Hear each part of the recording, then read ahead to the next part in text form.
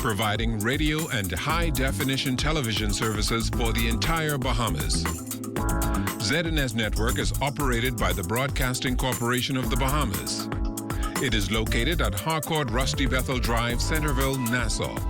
Our programming is designed to inform, educate, and entertain. We invite you to join us. The following is the preamble of the Constitution of the Commonwealth of the Bahamas, which was drafted on June 20th, 1973, and came into effect on July 10th, 1973. Whereas, 481 years ago, the rediscovery of this family of islands, rocks and keys, heralded the rebirth of the New World. And whereas the people of this family of islands, recognizing that the preservation of their freedom will be guaranteed by a national commitment to self-discipline, industry, loyalty, unity, and an abiding respect for Christian values and the rule of law. Now know ye therefore, we the inheritors of and successors to this family of islands, recognizing the supremacy of God and believing in the fundamental rights and freedoms of the individual, do hereby proclaim in solemn praise the establishment of a free and democratic sovereign nation founded on spiritual values and in which no man, woman, or child shall ever be slave or bondsman to anyone, or their labor exploited, or their lives frustrated by deprivation, and do hereby provide by these articles for the indivisible unity and creation under God of the Commonwealth of the Bahamas. ZNS is everywhere you are when you download the new ZNS app. Watch our live channel to keep up with what's going on in the nation. News updates, we've got you covered. Tune into our radio stations with just a swipe. On the road, on the go, we're here with you. Available for download on the App Store and the Google Play Store. Breast cancer is the leading cause of cancer deaths in the Bahamas and in Bahamian women. At present, we are unable to prevent breast cancer, but performing screening mammograms can detect breast cancer at its earliest when there are no symptoms and when it is more likely to be treated successfully. All women should have a primary health care provider who is aware of their medical history, family history, and risk factors. Women 40 to 45 years can choose whether to start screening in consultation with their physician. All women 45 to 54 years should have an annual mammogram. Women older than 55 years can have a yearly mammogram or choose to have one every 2 years. Monthly breast self-exams in conjunction with the mammogram can increase the odds of early detection. Be proactive about your health.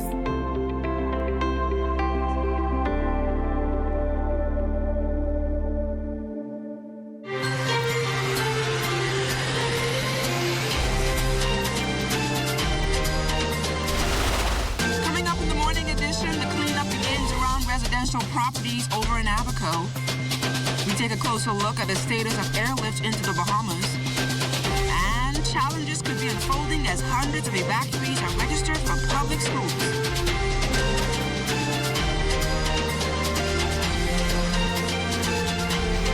Wake up with determination, go to bed with satisfaction. Good morning, everyone. I'm LaDawn Davis, and this is the Morning Edition. And as always, it's so great to have you in our company. Expect an area of high pressure with fresh breezes across the islands today. But for more on your weather outlook for the week, here's our weatherman, Basil Dean. Good morning, LaDawn. We're going to get you started with our satellite picture. We have a front boundary stalled across northern Florida, but high pressure, as you rightfully said, is in control of our weather, will remain so through the rest of the next couple of days, and that will keep some brisk to moderate winds over the central and southeastern parts of our country. But outside of our studios, we have partly cloudy skies, temperature 79 degrees, relative humidity at 88%, northerly winds at 2 miles bar, the barometric pressure 1,016.3 millibars, that's 30.0 0.01 inches, and the pressure is steady. Temperatures around the islands this morning: 78 in Marsh, Abaco, Green Toll, Key, 78. 78 also in Freeport, the Berry Islands, 82.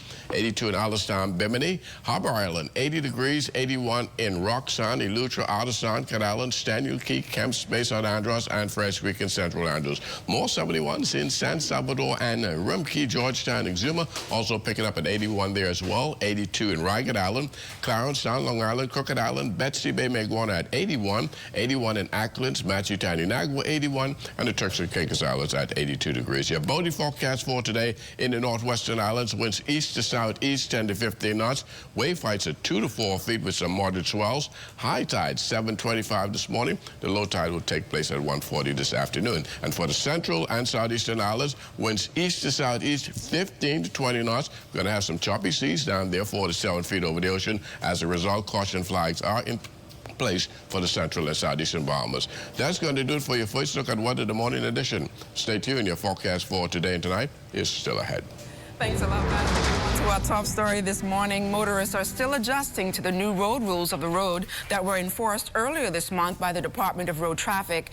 Motorists are not allowed to drive into the yellow boxes that are placed on several busy thoroughfares across the capital, or use their cell phones to text or make a call while driving on our streets. Minister of Transport and Local Government, the Honorable Renwood Wells, says so far several of them have found themselves on the wrong side of the law and have received a ticket.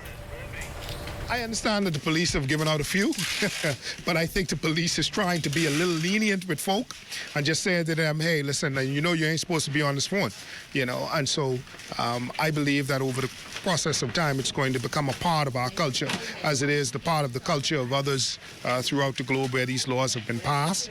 Folks eventually get the message and they start using their Bluetooth and other headset devices rather than being on their phones and trying to send WhatsApps and texts and communicating with folks where in the manner in which they ought not. I think the fines, from what I remember from the legislation, range from about $400 on up.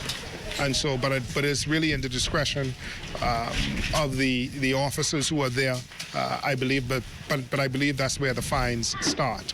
And so we wanted to ensure and we wanted to send a clear message to folk, because we have had an increase in deaths on our streets that we have been able to attribute to folks perhaps using electronic devices.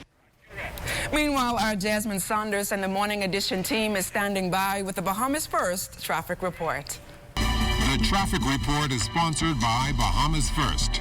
First in insurance. Good morning, LaDon, and good morning, Bahamas. It's a new day and a brand new week. Want to advise motorists this week to adhere to the rules of the road. There's been some new traffic laws that have been implemented and instituted by Road Traffic Department earlier this year. A number of motorists are still trying to adjust to the new rules of the road. And again, I want to advise motorists to pay attention to some of the public service announcements by the Road Traffic Department. Read upon the laws. Very, very important. As you are aware, a number of motorists were ticketed this weekend. A number of them ticketed this weekend for various traffic infractions. One of the major concerns expressed by Traffic Division is the effective use of yellow boxes, as you can tell right here. And I wish my cameraman, he'd probably be able to get a wide shot of the yellow box that is placed here at the intersection of Prince Charles Drive and Soldier Road. We're going to talk about the effective use of these yellow boxes that are placed throughout some of the streets on the major thoroughfares, placed at some of the major thoroughfares in the streets in the capital. Joining me this morning on our broadcast traffic report, Constable 549 Patrick Kemp. Thank you so much for joining me this morning, and good morning to you. Good morning, Mr. Sanders. Good morning, Bahamas. Now, as you said, the effective use of yellow boxes. As you know, a number of yellow boxes are placed in some of the major thoroughfares in the capital, but a number of people are not aware of how to use those yellow boxes effectively. A number of motorists. Mr. Sanders, you made a very good point, and I'm going to say to the drivers, let's exercise good judgment and good common sense, all right? If you're traveling towards the intersection and your light is on green, and this is what a lot of persons are saying to us, if the light is on green, but you can see clearly and hear you, the traffic is at a stop, please, let's exercise good common sense and let's come to a stop. If you go ahead in that intersection while your light is on green at a stop, chances are the light will change on you. You will be caught in that junction box, and it is an offense. That's right. You heard it first from the constable here. A number of traffic police will be out this morning in full force, so I want to advise you motorists to obey the rules of the road. Very, very important. Another concern that you told me about off camera is the bottle. The use of the bottles. That's been getting a lot of traction in the news lately. The use of bottles in the cars. Yeah. We're still having some discrepancies reference to that. But again, I'm going to use this term here. It's good common sense. You know the law has already been passed in reference to driving with alcohol beverage in the vehicle, open containers. And we ask that for those of you who are continuing to do it, please stop. It is an offense, and you will be prosecuted. That's right. What are some of those other traffic rules, before we end quickly, that motorists should adhere to and be aware of? The red traffic, the traffic light. We have a lot of persons still making turns on lights where they're not given permission to do so. In the amendment, section 92, chapter 220, it clearly states where a sign permits it, you're allowed to make a left turn on that light. So a lot of persons will still find themselves being ticketed for running the traffic light where they're not permitted to do so. So far, you've been able to travel on the streets this morning. Everything is okay, right? Smooth flow? So far. And hopefully we're going to continue that throughout today. Within the last 24 hours, we've had some 7 accidents, 3 minor injuries. We're looking to, if possible, even cut that down. So I just ask the drivers to drive with due care and attention and have a little bit more patience, please. All right, thank you very much, Constable 549 Patrick Camp, Constable Camp, joining me on the broadcast. Thank you for getting up early and joining us this morning. So there you have it. As articulated by Constable Camp, it's very important for motorists to adhere to the new rules of the road instituted and implemented by Road Traffic Department. They're going to be out here this morning in full force, like I said earlier, to ensure that there are no accidents and there's a smooth flow of traffic. Back to you, LaDon, in the studio. Thanks a lot, Desmond. Meantime, government ensuring that the nation's finances remain intact post-Hurricane Dorian. The deadly storm has put a strain on the government's finances and will impact the pace at which government will deliver its medium-term microeconomic and fiscal plans. Prime Minister, the Most Honorable Dr. Hubert Minnis, acknowledged that the government is doing all it can to respond to the financial shortfall. Know that between Abaco and Grand Bahama, you're talking about 20% of the GDP. We have gotten excellent response and support from the international community. We could not pay, nor could we alone rebuild or clean up what Dorian has done for us. So again, I want to send out a special thank you to the international community who has assisted us. And that in itself, in terms of if we were to monetize their contribution, that would be well in excess of $100 million and probably a couple $100 million in terms of what has been done. But we will with time monetize that. And but I think we're on the right track. Over in Abaco, the cleanup begins today for those residential properties as the island is being prepared for the return of residents and the business community. Cleanup will also take place around the government schools, clinics, and other public facilities. The Department of Environmental Health Services will be monitoring the process.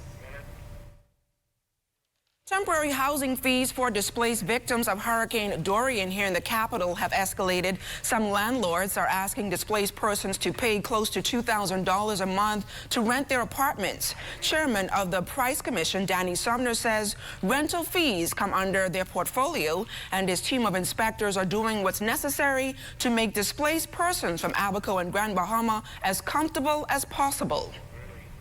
We've had a number of complaints with rent, and we're investigating those as well. And we want to make sure that the Bahamians who arrive here from Abaco and Grand Bahama will have proper rent fee given to them, okay? We've noticed too that rent gradually has gone up since the hurricane. I see this is bad.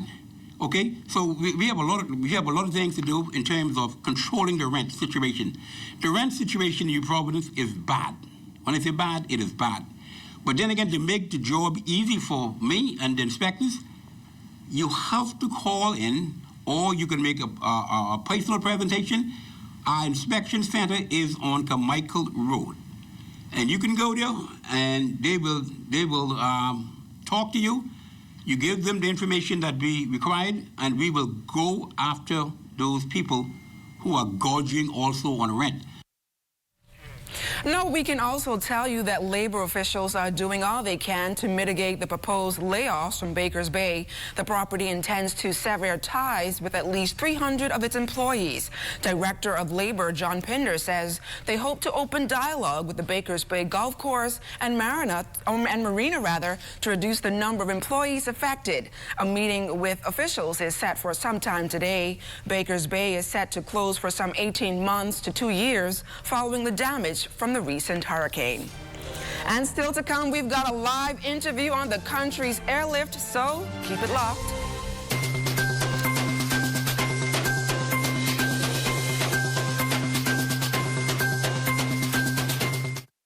Look, it's simple.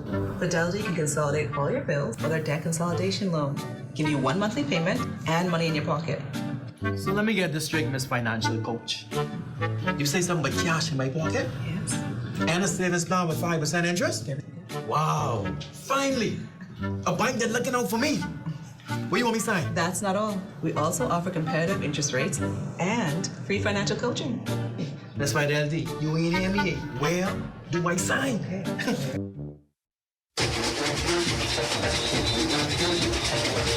For the latest news and highlights in Bahamian culture, tune in to the new Junkanoo 242, Saturdays, 10 a.m. to 11:30 a.m. on the ZNS Radio and Television Network. Radio Bahamas 1540 a.m. on 104.5 FM and TV 13. Each week, host Arlene Nash Ferguson and Darren Bastian engages listeners with some of the movers and shakers of Junkanoo and Bahamian culture. Don't miss Junkanoo 242, Saturday at 10 a.m. to 11:30 a.m. on the ZNS Radio and Television Network.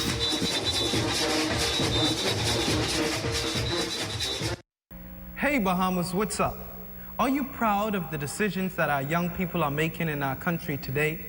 Well, I want to introduce you to an organization where young people are making positive contributions. Youth Against Violence. I am a proud product of Youth Against Violence. Over the past years, Youth Against Violence has played a pivotal role in my success thus far. I want to throw a challenge out to you to help us and to support us to be able to help and support other young people like myself who are making positive contributions to our country. Help us to continue to bring peace to our streets by influencing this generation to influence future generations in a positive way. I am a proud product of Youth Against Violence. I am Travis Robinson, and I endorse this message.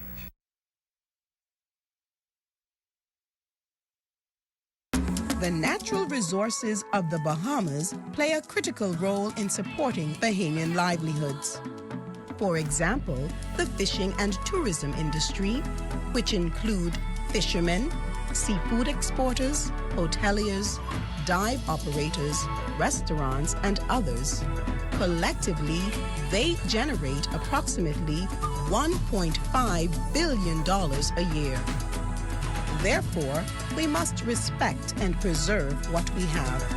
These resources belong to us. This is my livelihood.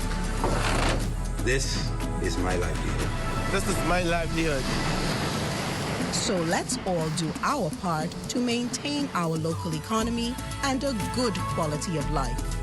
Remember, if we take care of nature, nature will take care of us.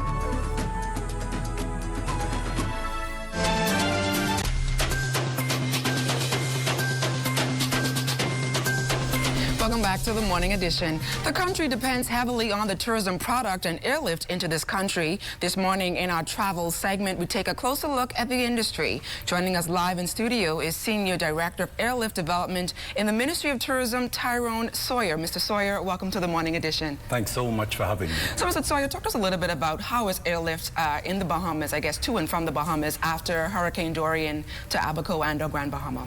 Did we receive a hit from Dorian? The short answer is yes, but we're very resilient, and the fact is that we have an airlift strategy. So immediately after we felt Dorian, we were in close collaboration with our airline partners. And if I can just segue a bit if I may, into the various areas. You talk about Abaco, you talk about Grand Bahama. Well, Airlift went away after Dorian, but we are holding hands with our airlift partners. And once the airports, under the direction of NEMA and all of the other aviation things that have to be done, firstly, there has to be an inspection by the International Civil Aviation Organization and then the U.S. Federal Aviation Administration. But our airline partners are just waiting for the opportunity to restart service into both Abaco and Grand Bahama. In the case of Nassau and Paradise Island, of course, people in the U.S., a lot of them don't know geography, and because of the tremendous coverage by CNN and other network carriers, we found that in the short term, airlift to Nassau was impacted. So we immediately, again, working very closely and jointly with our airlift partners, went out there through social media, through our public relations effort, and through advertising. The Bahamas is open for business. As you know, the Prime Minister did his own thing on the plane in the effort. And we saw partners like, for example, Sandals. They brought down 40 radio stations, and they had them on site with the message, the Bahamas is open for business. Under the radar, no big deal, but that was tremendous. You have partners like Palm Key, which would have brought realtors in, not just talking about Nassau, but talking about the other islands. And meantime, I talked about how we met with our airline partners. We went to the World Roots Conference in Adelaide, Australia.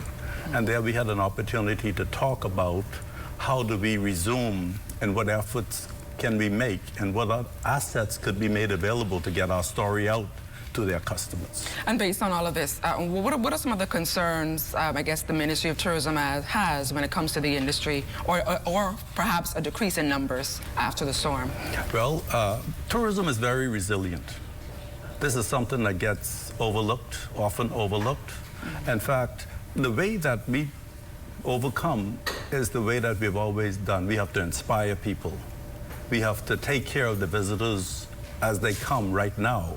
And I just want to say thank you on behalf of our minister to the customs and immigration officers who meet our visitors every day, to the taxi drivers, to the people in the hotels. While all this stuff is going on, they still have to do what they do, and they do a great job of it. So we as Bahamians, we are people of hospitality. We are friendly, and you can't manufacture that, you can't bluff that. It has to be authentic. So that is the thing that maintains us, the fact that we're a tourism destination, again with a strategy, and again with a personality that make people want to come here and want to enjoy our country. Any adjustments expected to be made? Yes, we've got to promote even more.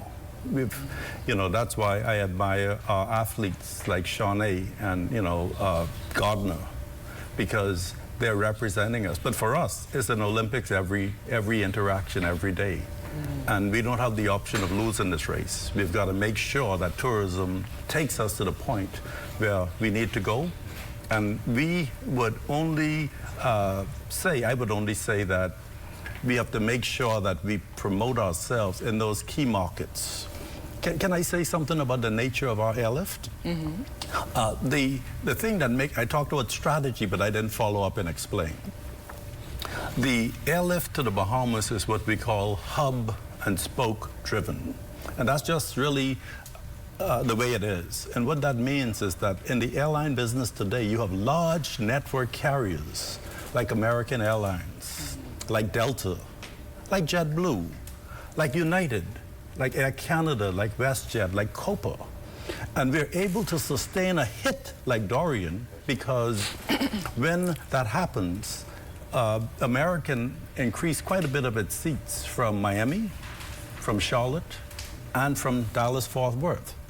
But guess what? A lot of those people come from other places and connect through Miami. They connect through Charlotte. They connect through Dallas. And the same thing applies to Delta Airlines, a major partner, where they've increased their amount of seats substantially through Atlanta. So you're able, as a strategy, to increase your airlift without taking on tremendous financial risk by going to partners like that who simply increase the size of the aircraft on that particular route. And we've seen, in the case of Canada, Air Canada has added 2 more flights per week from Montreal. You've seen WestJet provide more seats in the winter from Calgary. You're seeing in the upcoming winter, JetBlue adding more service from Boston, but you're also going to see service by both American and Delta also from Boston, and likewise Fort Lauderdale, which is very close. But there's quite a bit of competition, and that leads to lower fares and better attraction for people to come and visit. So our story, the airlift status of the Bahamas, is sound. And what we have to remember is who we are. We have to thank God for bringing us through what he brought us through, and we have to be faithful, and we have to inspire. So that should be, that's something we know how to do. Now, we're just a few months before the end of 2019, heading into 2020. What's the future outlook for, I guess, tourism moving forward? It's great. It's great. We have to remember now, while we're bragging about how great it is, there's still people suffering in Abaco. There's still people suffering in Grand Bahama. So we've also got to have empathy for our brothers and sisters who are suffering. And remember, I can give this rosy outlook to you, but I want you to know that our airlift is good, and the outlook is very good.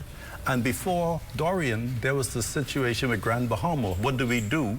And there's tremendous, there's a tremendous project coming on stream that's going to move Grand Bahama forward, the same way that Atlantis did for Nassau and Paradise Island, and the same way that Bahama is presently doing for Nassau and Paradise Island, and some of the smaller projects that are going on. Mr. Sawyer, thank you so much for joining us here on the Morning Edition, and best of luck to you and the Ministry of Tourism. Thank you very much. Thank you so much.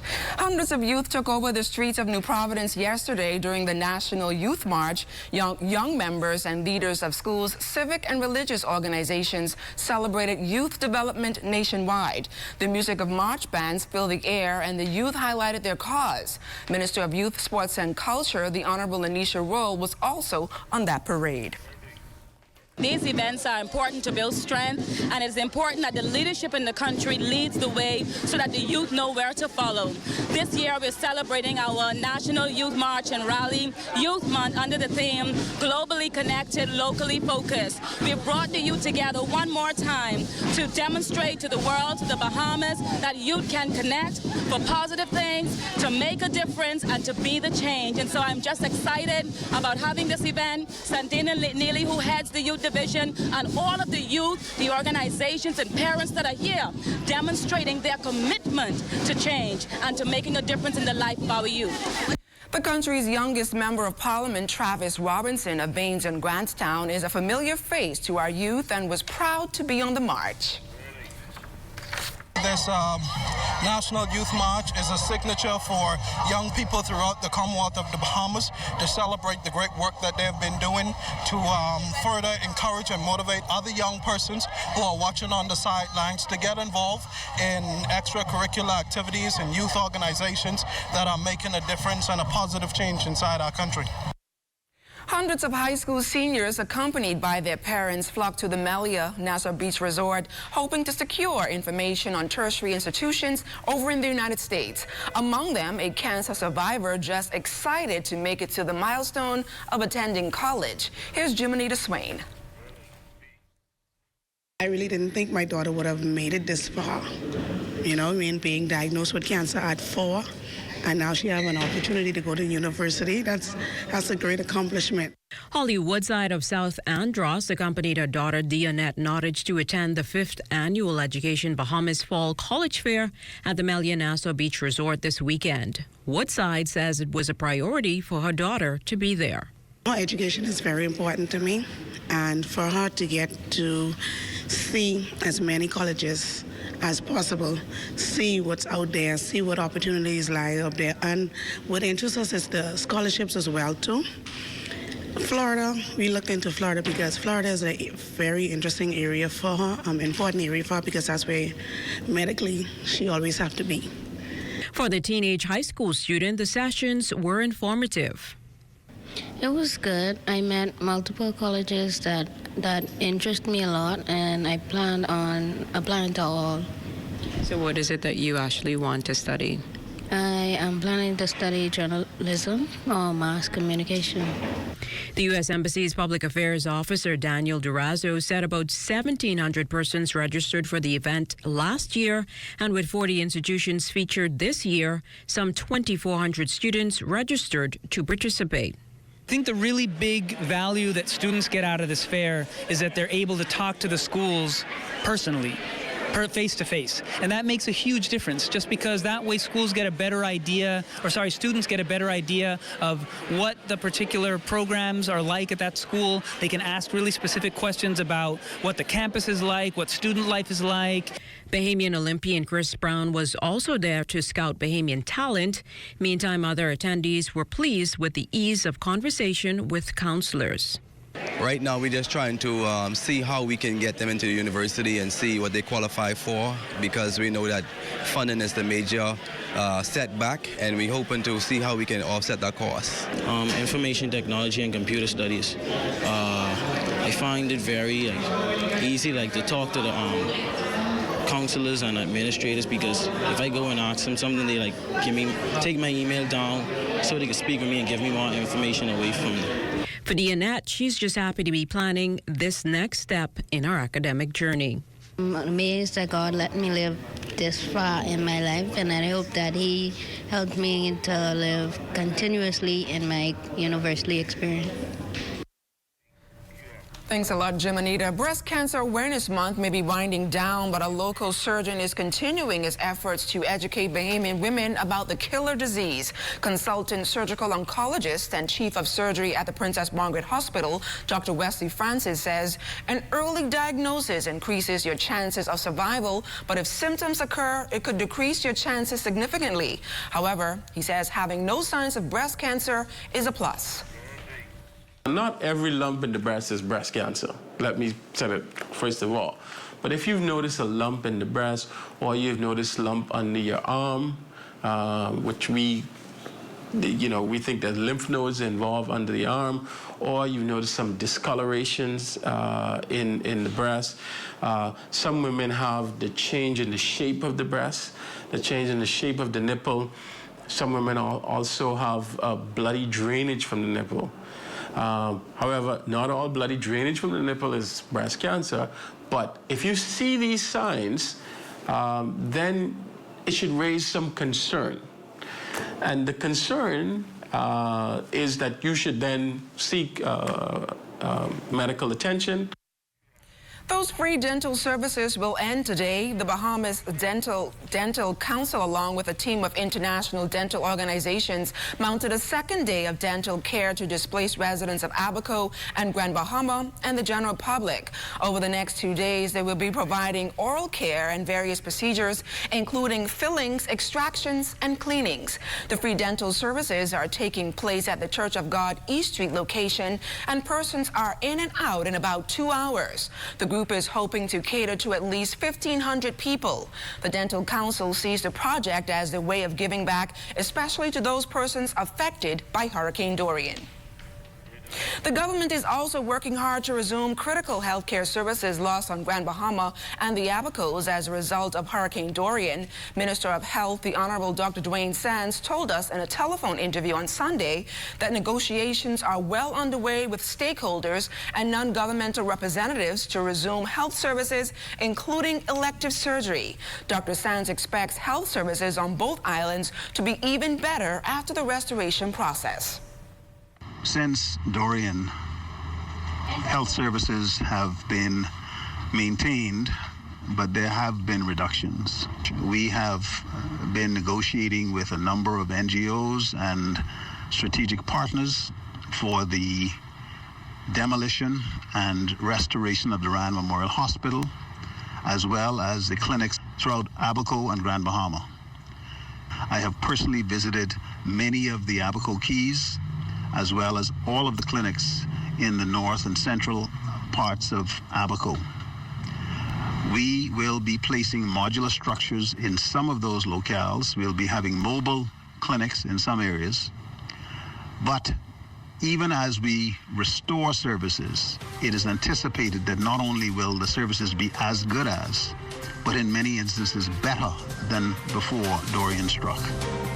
And still to come, what's being done to ensure that children evacuated out of Abaco and Freeport attend school. All of that and more when the Morning Edition comes right back.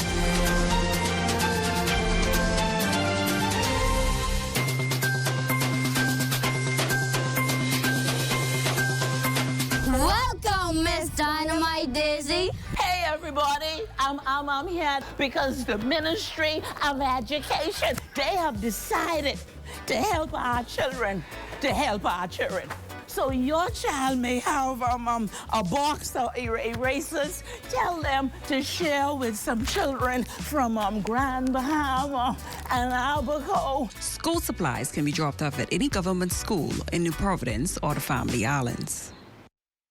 They say that greatness is a choice, but what have you chosen?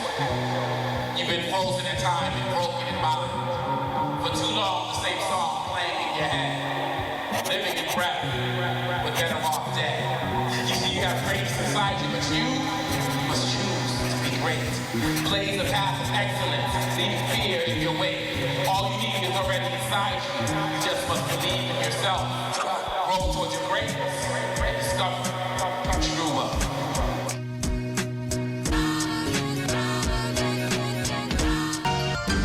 What you see on this television station is governed by IRCA's Code of Practice for Content Regulation. The Code of Practice covers matters relating to program content that are of concern to the community, such as local content, news, current affairs, and programs for children, advertising, including political advertisements and the responsibilities associated with broadcasting in the Bahamas. The code also covers aspects such as access services for the hearing and visually impaired and the procedure for lodging a complaint about anything broadcasted by this television station. The code is available on IRCA's website at www.ircabahamas.bs. To receive a copy of the code by mail or in person, you may telephone IRCA at 242-393-0234. Family Island dialing is toll-free at 242-300-8722. Or you may send a request by email to info@ircabahamas.bs.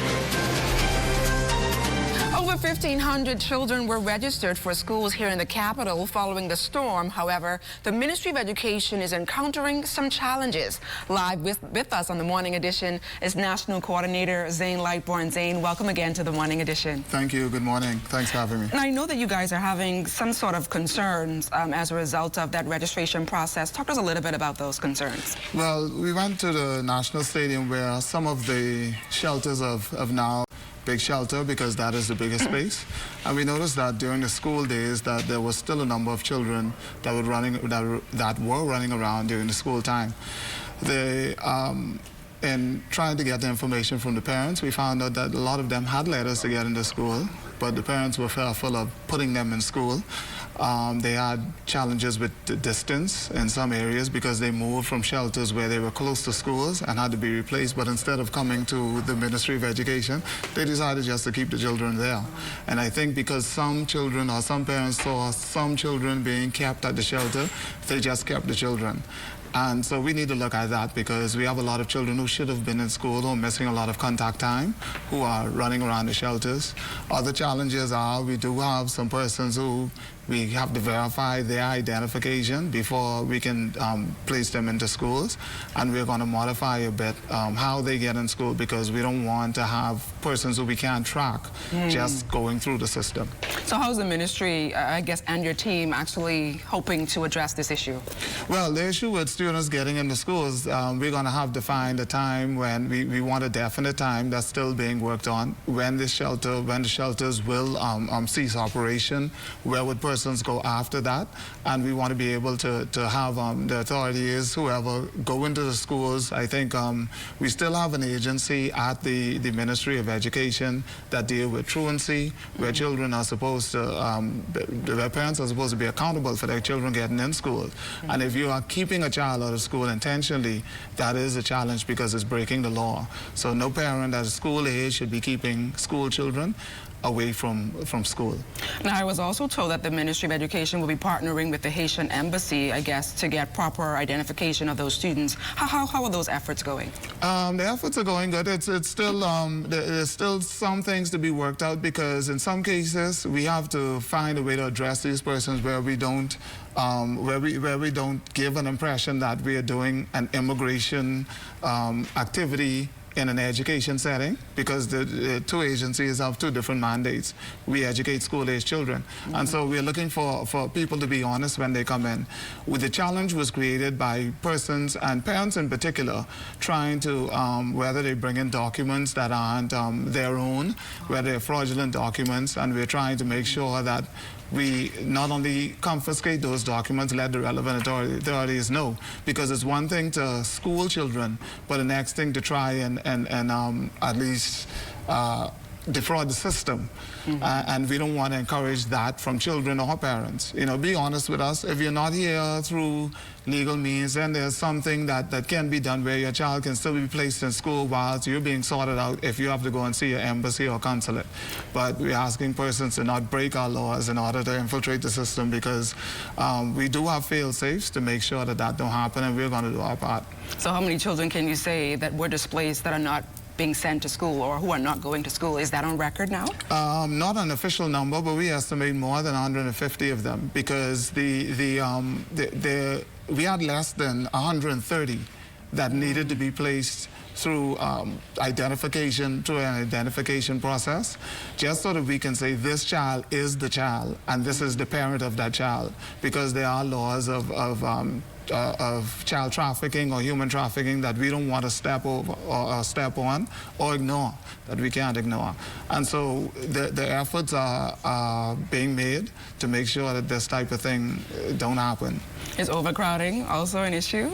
In some schools, yeah, we anticipated the overcrowding would be an issue. It isn't a comfortable situation. It was a hurricane that, you know, I would say the globe has never seen hit a first world nation or a country, any country, and sustain that type of damage for that length of time. And so we knew that there were going to be some discomfort. The level of discomfort that persons are experiencing with spacing and everything else, we're asking them to just bear a little longer. We got some good news that Grand Bahama is now opening most of its schools, that Abaco has a few schools open, and so we're looking for persons to start to move back a bit and relieve some of that space issue. But there are some schools that can still take numbers. It's getting persons to the school.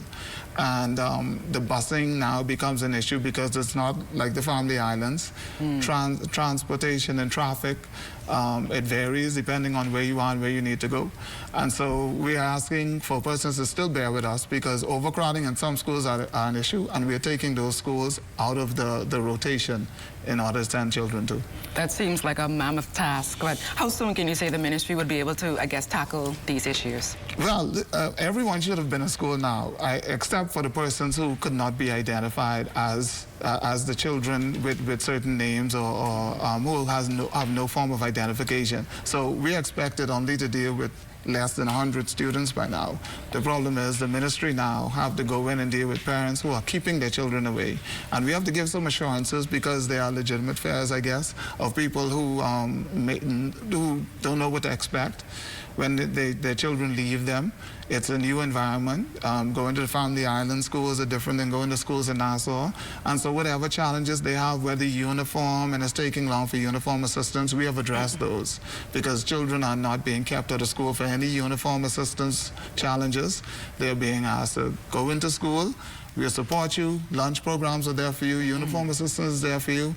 And we're working on the transportation for persons who have just moved into the larger shelter. For example, if they were at Fox Hill and the Fox Hill shelter closed, then you would now not be, if you were put at, let's say, Doris Johnson, which is in the eastern area, you are now closer west. It would be harder for you to get to a school like Doris Johnson, or to be transported and get there on time. And so we have to make those changes, and things like that are being done at the Ministry of Education at this time. Mr. Lightbourne, thank you so much for joining us here on the Morning Edition, and best of luck to you and education officials as you tackle these issues. Thank you so much. Not a problem. Now to news from Grand Bahama, where efforts are now underway to address the issues of mold on that island. Jamila Mizik reports. Members of the St. Bernard Project, a nonprofit out of New Orleans, educating residents in the Grand Bahama community on how to remediate mold in their homes. SBP was founded after Hurricane Katrina and have since responded to multiple hurricanes and disasters around the United States and Puerto Rico. Director of Communications for SBP, Andy Stoffelit, says the team got on the island about 30 hours after Dorian. What we do is long-term recovery. We do rebuilding work. Mold remediation is one of the steps that has to occur before we can do any rebuilding. So we've been doing a lot of community education, trying to enable both homeowners, nonprofits, and for-profit groups that are working in the Freeport and Grand Bahama Island area to understand how to effectively remediate homes for mold, so that homeowners can have a safe place to live, and then we can work on getting those homes rebuilt. Andy says it is extremely important to address mold because it can pose serious health issues. The longer that homeowners stay in a home that is infested with mold, the more that their health is going to become at risk. We know that mold affects different people in different ways. Those who are elderly, young children, and those who already have respiratory issues tend to feel the effects sooner. But once you start feeling like a runny nose or start developing a cough or itchy eyes, those are all the symptoms that you've been exposed to mold. And on an ongoing basis, that's something that can be very unhealthy for homeowners who are living in that condition. He says if you do have mold, you should open up your windows and doors to allow air to flow to ensure that it is dry before beginning mold remediation. We also have to make sure that we're stopping all the water penetration so that there's no more rain or anything that's going to continue to keep the house, keep it from drying out. So, you know, if it's going to continue to rain and you haven't addressed the roof leak that you have, you can't effectively start mold remediation. So once the homes are dry, they're below 17% humidity in the wood, then we can begin the process of doing mold remediation. The key there is that we want to test different samples of the wood framing in the homes to make sure that it's dry enough before we can begin. Once that begins, we want to rough up the wood with wire brushes. That's going to allow them to become porous. It's going to allow us to later on come in and use a fungicide like Concrobium or Shockwave. It's going to soak into the wood and it's going to kill the mold at the roots. And here's why he says you should always use a fungicide. A lot of people want to use bleach, they want to use peroxide, and they want to use vinegar. Peroxide and vinegar are effective at killing about 80% of mold, but not all mold, and they're not going to penetrate deep into the wood and kill it at its roots. So you really need to be using a fungicide, not bleach, not vinegar, and not peroxide. And that there are fungicides like Concrobium that are sold at Kelly's on the island, so that's a good place for people to start. Now, if you want to learn more about mold remediation, Andy says they'll be at the Salvation Army every Saturday from 9 to 11 a.m. Jamila Mizik, ZNS Network News. Boy, Fisher, I know it's a big day in sports this morning. What's coming up in sports? Well, coming up in sports, there's a big golf tournament over at the Atlantis Resort featuring teams from Houston, Arkansas, SMU. There's a big tournament also. The Providence Basketball Association got their season started on Saturday. So sports is starting to kick off even though they are going into the holiday mood and you are going on vacation soon. And I know we're going to be doing something special for Halloween. Trick or treat. What are you going to wear? Going to let out the secret? I'm not going to tell them just yet. Last year was the out of work, out of unemployed superhero. What would I be this year? You're getting my costume, right? Yeah, I'm getting something for you. All of that and more ahead in sports.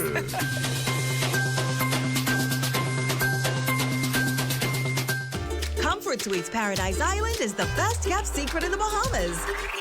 Located directly next door to the Atlantis Resort, you'll receive all the privileges of an Atlantis guest with all the benefits of a Comfort Suite stay. Enjoy everything Atlantis has to offer, including Aquaventure Water Park, plus all the amenities of Comfort Suites. Free Wi-Fi, free breakfast daily, and kids stay, play, and eat free. Visit ComfortSuitesPI.com. One of the things with Ill Ability's mission is to empower individuals to live life with limitless possibilities through positive interactions within communities worldwide.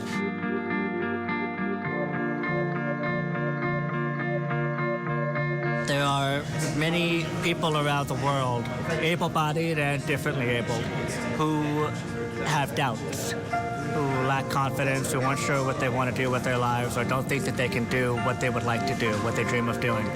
And we try to show them that if you have a dream and you stop making excuses for yourself as to why you cannot or should not pursue your dream or your passion, then there are no limits to what you can achieve. Like when someone sees my dance, I want them to see that message that no matter what obstacles they're faced with, they can always find a way to do it their own way.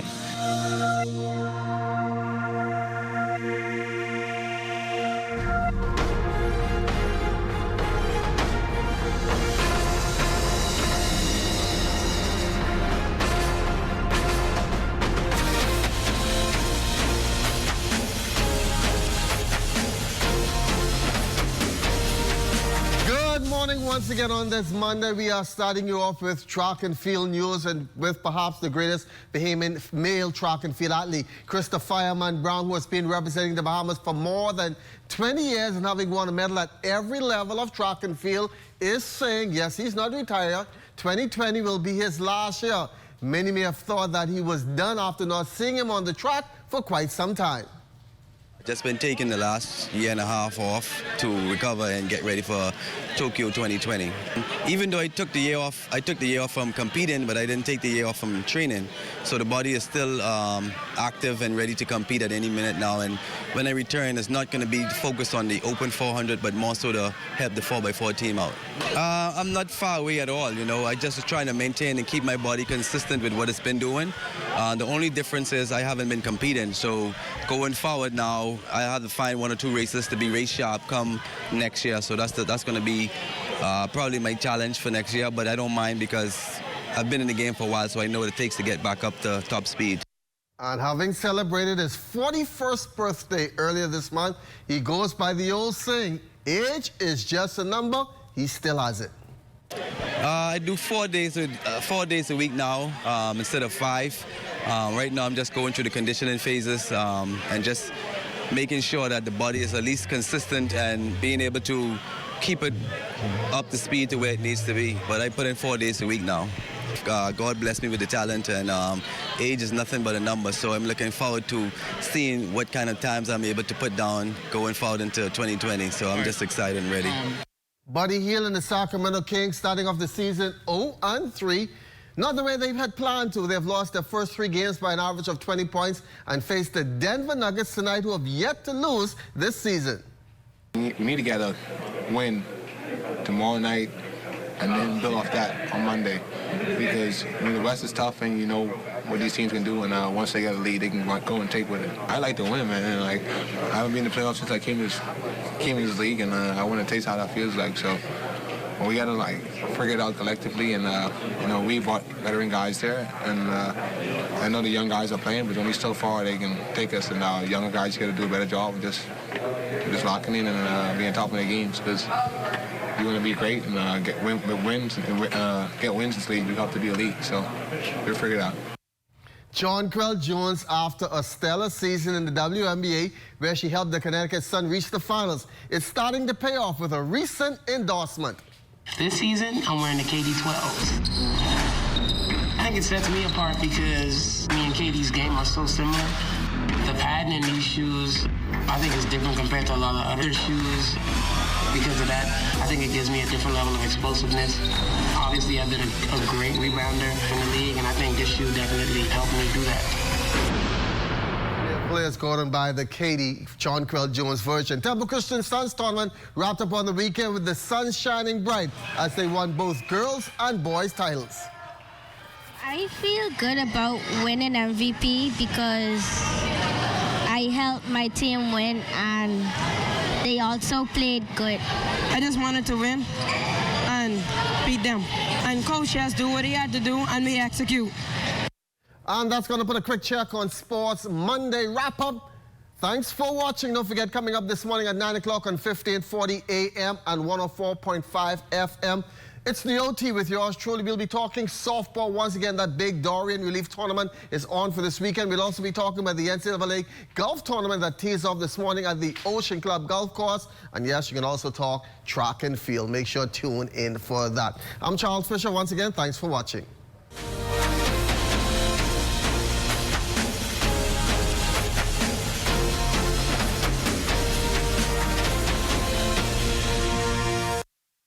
It's the OT with yours truly, Charles Fisher. Buddy Hield and the Kings have their... Buddy Hield seems to be having the best season of his career. He had 32 points the other night. It was a bit disappointing, Shawnee Miller not winning the IAAF World Female Athlete of the Year. The high school rankings will soon be out. Tabernacle, the defending champion, CC Sweeting, they are always there. Who will it be this year? Each Monday on 1540 AM and 104.5 FM, it's the OT with yours truly, Charles Fisher.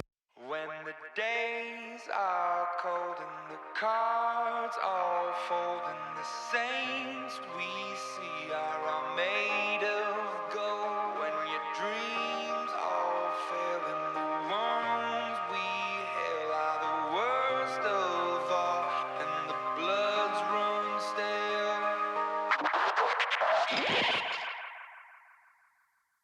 When the days are cold and the cards all fold and the saints we see are all made of gold. When your dreams all fail and the ones we hail are the worst of all and the bloods run stale. I wanna hide the truth, I wanna shelter you, but with the beast inside, there's nowhere we can hide. No matter what we bring, we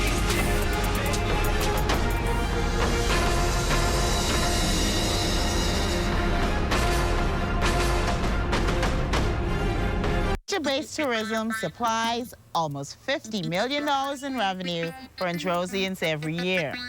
These priceless resources will continue to provide renewable benefits for thousands of people for years to come, as long as we take long-term action to preserve what's rightfully ours. The natural environment has played a vital role in our culture and economy for generations.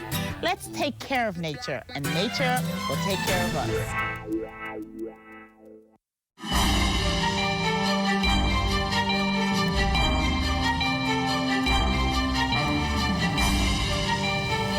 In our final look at weather in the far northeastern Atlantic, that tropical storm Pablo is about to lose its tropical characteristics later on this morning, and that will be the end of activities in the tropics, at least for today. Have this tropical wave moving through the southeast Bahamas. That's been firing up some showers around the Nagua area, and that continues to move towards the west, so there should be some clearing in that area later on today. Meanwhile, high pressure will remain in control of the weather throughout the Bahamas, and that means some brisk winds in the central and southeastern islands, so caution flies up the boaters in the central and southeastern islands. Not too bad in the northwest. A southeast flow at about 10 to 15 knots, wave heights 2 to 4 feet. In the extreme northwest, a little foul boundary there, or a little troughing, I should say. That too could provide 1 or 2 showers around the Grand Bahama and the Bimini areas as well. But other than that, we're looking for a pretty nice day over the next several days throughout the 700 islands. Our forecast for today, partly sunny, a bit on the humid side with the high temperature reaching 87 degrees. And tonight we're looking at clear to partly cloudy, still warm and humid, low temperature 78 degrees. And your extended weather forecast over the next several days, beautiful weather right into the weekend. Might get a stray shower or 2 on Friday, a bit pleasant on Saturday, and once again, Sunday's looking okay with 1 or 2 spotty showers as well. Ladon? Basil, thanks a lot, and that does it for us this Monday morning. See you right back here tomorrow at 6:30 a.m. for more Morning Edition. For the entire team, I'm Ladon Davis. Make it a great day, everyone.